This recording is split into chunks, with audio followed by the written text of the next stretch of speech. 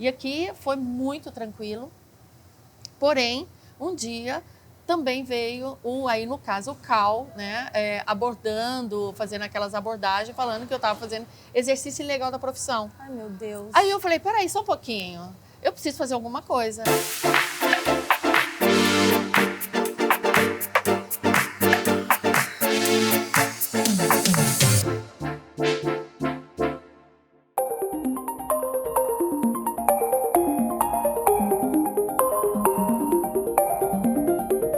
Uma das maiores defensoras do designer de interiores, hoje está aqui comigo, Bianca Munhato, parceira há décadas do D&D Shopping. Há décadas. Não é? Aliás, Muito tempo. o shopping inaugurou e eu estava aqui. Você já estava aqui, Sim, Bianca. é isso Sempre mesmo. muito parceira, né? Muito.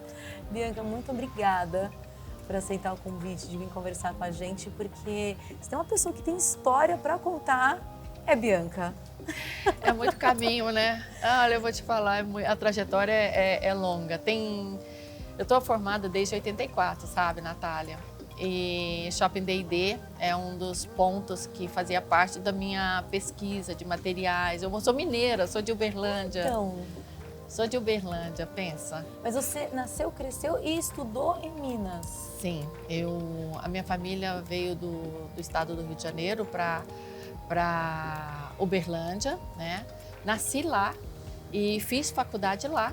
Fiz a Universidade Federal de Uberlândia, uma das primeiras universidades na área de decoração e design de interiores. É isso que eu ia te perguntar, porque na década de 80 ainda não era disseminado a profissão do designer de interiores, né? Não era. A história do design de interiores, ela é muito recente. A profissão é uma profissão muito nova, né? Era tida como decoração, né? Todo mundo fazia decoração. E design de interiores, da forma como a gente via dentro da faculdade, é completamente diferente. Ela não passa só pelo arranjo de objetos. Ela tem toda uma abordagem muito mais aprofundada dentro de saúde, bem-estar, psicologia, entendimento profundo sobre ergonomia, entendimento profundo sobre todos os campos das artes, né? Para que você possa realmente oferecer para a pessoa que vai ocupar um determinado espaço todo o repertório que faz parte dentro até do inconsciente dela vivenciado, né? Memórias afetivas, mas o porquê. O ambiente, ele é reflexo do que é a pessoa, o indivíduo na sua essência. Tanto que para nós, designers de interiores, você não tem um ambiente igual ao outro. E nem é tão importante, às vezes você fotografa um ambiente, às vezes para muito aquele ambiente não faz sentido. Para aquela pessoa, aquele indivíduo, tem toda uma composição estética que traz memória afetiva, que traz conforto, traz bem-estar, que faz sentido para aquele indivíduo. Então nós não projetamos para o mundo, nós projetamos para a pessoa. É design. Design é exatamente isso, é desenhar para aquela pessoa, aquele indivíduo que vai ocupar o espaço. Agora, sobre a profissão, Bianca, você quando se formou, sabia que era uma profissão não regulamentada? Ou como que funcionou isso nesse momento? Foi muito confuso, eu acho que isso inclusive faz muito parte de mim hoje, né?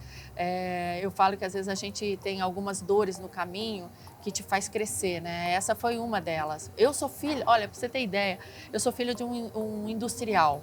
Meu pai, ele construiu a casa e naquela época, ele muito vanguardista, na década de 70, ele projetou e ele executou dentro da nossa fábrica todo o mobiliário que nós tínhamos lá.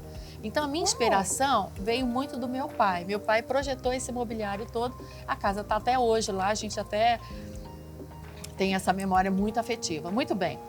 Quando foi para fazer o vestibular para a faculdade, né, eu fiz um segundo grau muito bem feito, em escolas maravilhosas, eu podia ir para medicina ou queria fazer oceanografia, que eu tinha que sair, obviamente, tinha que sair de Uberlândia, porque não tem mar, né?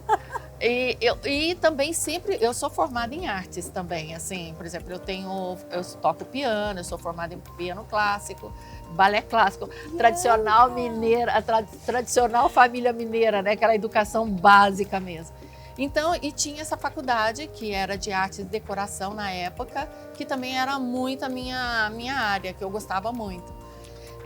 Então eu entrei para a faculdade, optei por artes, porque eu tinha perdido meu irmão, eu passei os meus últimos 16 anos assim, passando em hospital, meu irmão faleceu com leucemia, então medicina realmente não queria, para mim machucava muito pensar em medicina. Oceanografia nem pensar, porque minha mãe tinha acabado de perder um filho, como é que eu ia embora? Não podia. Então, a arte também era uma coisa que eu sempre gostei, tenho facilidade para desenhar meus projetos e muito bem.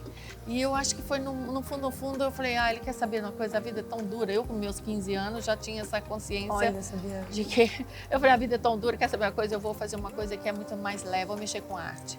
Quando eu fiz o vestibular, né, que nós faz prova de habilidade específica, porque você tem que fazer projeto e tudo mais. Fiz o vestibular, passei sem problema. Na minha história, da minha trajetória dentro da faculdade, foi super gostosa, super fácil. Participava de DA, então sempre fui muito ativa nos diretórios acadêmicos, né? E tanto que a gente ganhou uma notoriedade que meu primeiro parceiro de trabalho foi meu professor de arquitetura. Vou te citar o nome porque faz jus, né? Fernando Cruz Silva, um excelente professor, absolutamente técnico. Então, meus primeiros trabalhos foi com ele. E aí, quando eu saí da faculdade, eu já tive alguns problemas com os conselhos da arquitetura, do CREA. Meu Deus. O CREA falava, olha, você está fazendo um exercício profissional que não diz respeito à sua profissão. Aí que eu caí a ficha, eu falei, peraí, como assim não é regulamentado? E aí foram várias abordagens durante muito tempo, isso eu estava em Minas ainda, né? E eu sempre levava meu diploma, falava, olha, não, eu sou formada assim, tá aqui minha federal e tal. E eu tinha esses embróliozinhos que incomodava bastante. Quando eu tive a oportunidade de mudar para São Paulo, que na verdade eu vim porque meu marido, ainda família tradicional mineira, a mulher acompanha o marido onde ele está indo, né? Então eu vim. Família, né? Núcleo familiar. Fechamos eu tinha loja em shopping, foi até por isso que eu vinha muito, eu tinha loja, eu fui comerciante. E aí viemos para São Paulo. Quando eu cheguei em São Paulo, começando a trabalhar, foi muito tranquilo abordar o mercado de São Paulo. A gente conseguiu um espaço rápido. São Paulo é uma cidade maravilhosa. Uma vez você tem tecnicidade, conteúdo e determinação, organização, você consegue trabalhar. São Paulo te abraça, né? E aqui foi muito tranquilo.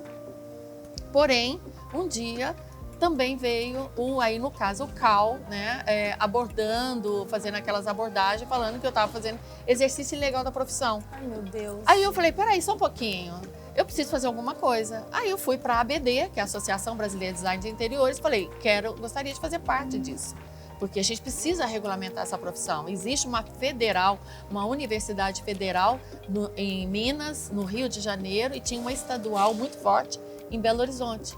E daí eu fui. E entrei em 2013 e regulamentamos a profissão no Congresso Nacional em 2016. Então você ajudou o processo de regulamentação? A ABD é uma associação muito forte, ali foram vários movimentos, né? Todas as nossas regionais, inclusive assim, a gente tem muita gratidão a todas as nossas diretoras, que é uma associação de voluntários, né? E eu estava na vice-presidência, a Renata Amaral na presidência, também todo mundo imbuído com esse propósito. A gente mostrou para o nosso congresso que a nossa profissão, ela faz jus e ela tem seu espaço que não sobrepõe a nenhuma outra atividade profissional, a não ser aquele que a gente faz, que é design de interiores. E depois disso as coisas começaram a facilitar.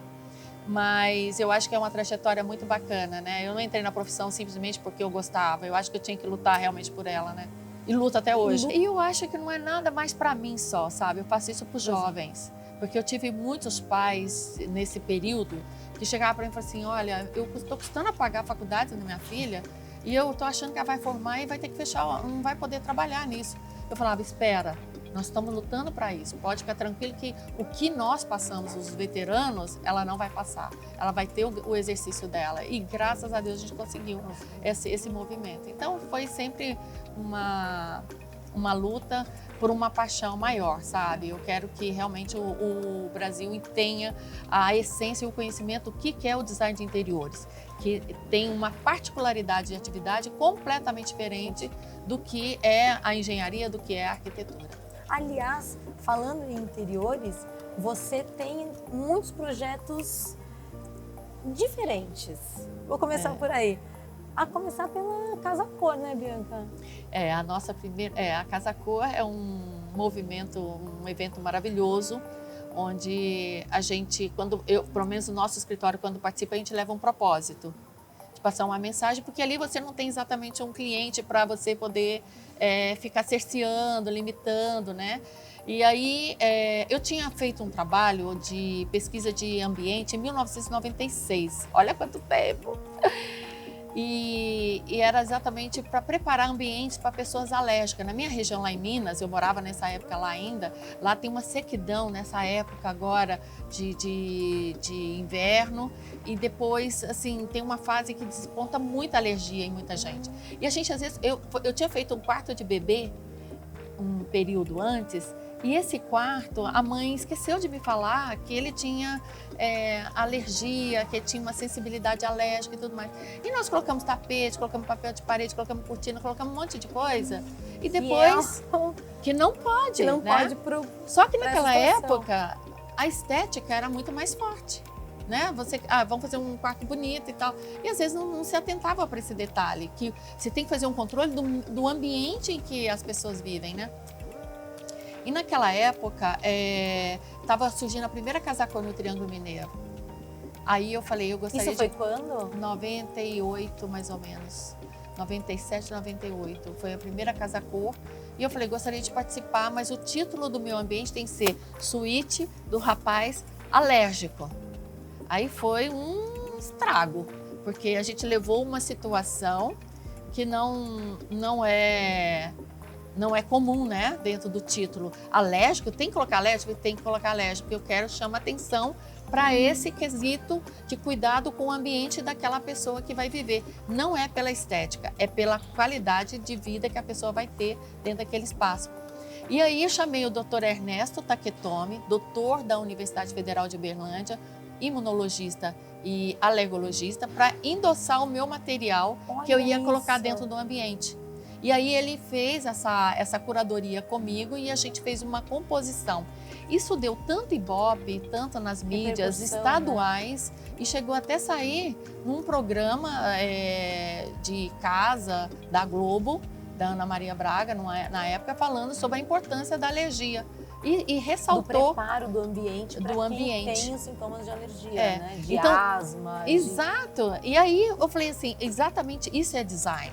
Sabe? Você não faz um ambiente estético para as pessoas verem. Casa Cor é uma vitrine para você chamar atenção. É uma oportunidade de você chamar atenção para tudo que você está fazendo como conceito.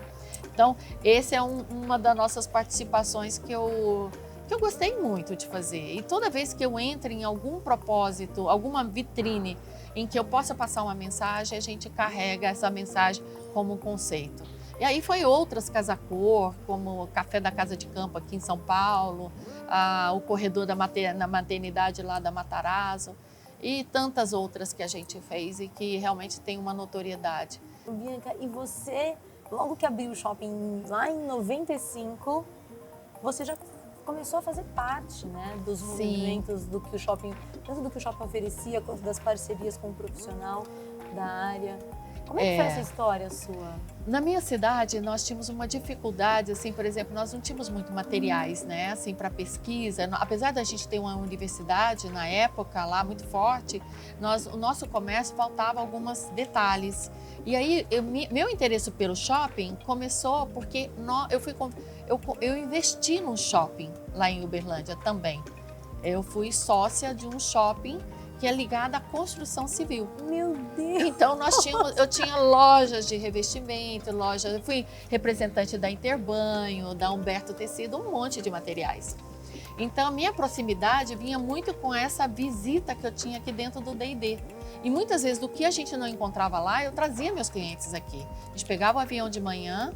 Quantas e quantas vezes meus clientes de Minas já vai lembrar disso? Quantas e quantas vezes a gente pegava o avião de manhã e trazia todo um roteiro com um projeto e tudo mais, fazia um tour e aí coletava os materiais e depois eles ligavam fechando. E isso eu acho que acontece até hoje. O Shopping D&D é referência para todos os profissionais em todos os segmentos, né? No Brasil inteiro, No né? Brasil inteiro, realmente. E é muito consolidado, né? Tem um mix de produto muito bacana, o atendimento é impecável, é muito confortável. Você tem um hotel aqui do lado, que você pode ficar hospedado e descer e fazer toda uma dinâmica. E, então, pra gente é um estímulo muito grande. Então, eu conheço aqui desde quando começou. É maravilhoso isso, né? Bianca, eu queria te agradecer por esse momento, abrir um pouco, contar a sua história. Agradecer também porque em breve teremos mais gravações. Vamos. E olha, até a próxima. Obrigada, amor. Obrigada Obrigada por essa energia mesmo. deliciosa. Ai, obrigada. É sempre muito bom. E mais uma vez, parabéns pro D&D, né? Estamos aí com quantos anos de atividade 28 aqui? anos. 28 Desde anos, 95. né? Passamos por tantos percalços, né? De política, de economia, e estamos aí firme e forte, cada vez mais forte. Parabéns. Como diz Ângelo Derenz, nosso diretor, a casa venceu. Sim. Não é? Estamos vencendo, inclusive, vencendo, né? Graças a Deus. Obrigada pela oportunidade de estar aqui também. Obrigada. Obrigada.